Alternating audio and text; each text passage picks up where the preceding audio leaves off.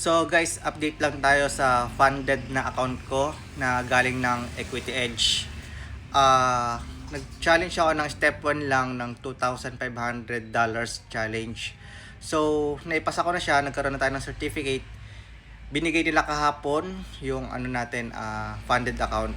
So ngayon, profit target ko ulit ay 250. Naka $28 na ako dito, kaso nag-loss tayo ng $8. Ang medyo mahirap lang pala dito, kapag nag-loss ka, kasama na pala agad siya sa may max loss natin. Kaya dapat pala puro gain lang yung natatanggap mo. Kasi 'di ba pumasa din tayo sa funded next. Hindi ko kasi alam yung mga rules na ganito baguhan pa lang kasi tayo sa prop firm. So, ingat-ingat lang tayo. Dapat maging disiplinado lang sa pag-trade.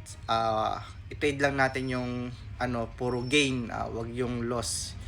Kaya na-breach ko yung funded next account ko kasi hindi ko alam yung ganito pala yung mga rules nila. So, update ko kayo pag magpe-payout na tayo dito. Pag nakuha na natin yung 250 na profit.